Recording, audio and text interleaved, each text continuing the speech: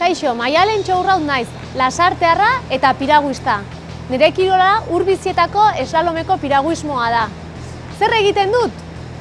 Ibilbide bat jartzen digute Urbizietako ibai edota kanal artifizial batetan, ibilbide hori, kable batzuk zintzilik daudenak, bertan makil batzuk jartzen dizkigute ateak deitzen dizkiogunak, eta hauek izan daitezke txuri berdeak eta txuri gorriak. 18-25 bitarteko ateak jartzen dizkigute. Ibilbidea egiteko 80-100 bat segundu pasatzen ditugu.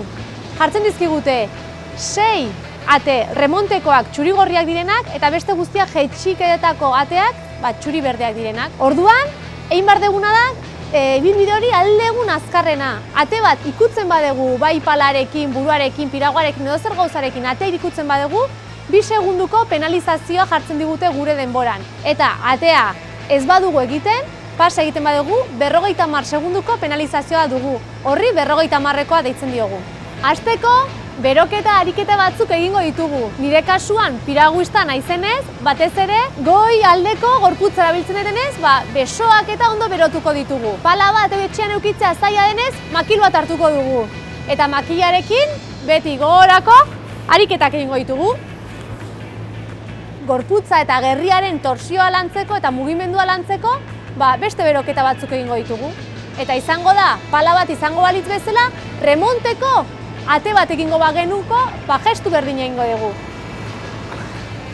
Eta 10 egindakoan, berriz ere pixka bat deskansatu. Ondoren, egingo duguna, reaktibitatea pixka lantzeko eta espazioan eta pixkat nun gauden eta ondo ikusteko, beste ariketa bat egingo dugu oso divertigarria dena. Salto bat egingo dugu, bira guztia ematen, ea lortzen dugun. 1, 2 eta 3.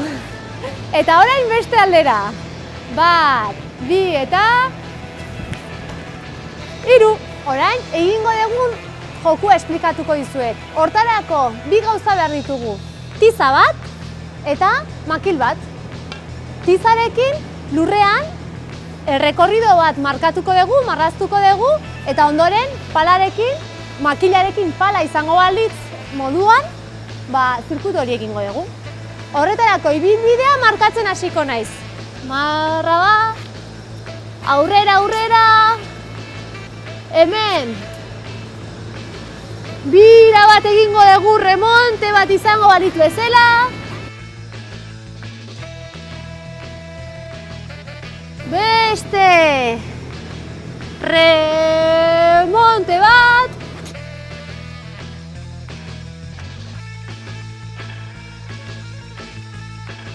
Sprint bat hemen eta hemen egongo da helmuga.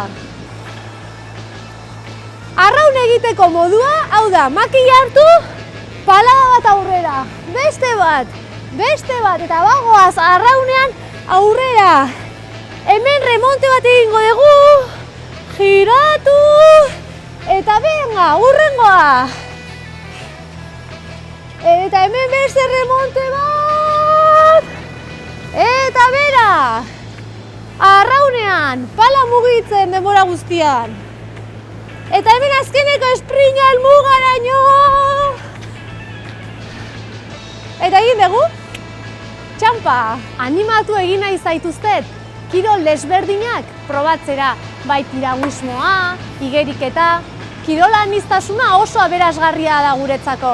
Eta gainera horrela, osasun paregabea izango dugu eta batez ere oso ondo pasako dugu. Anima zaitezte!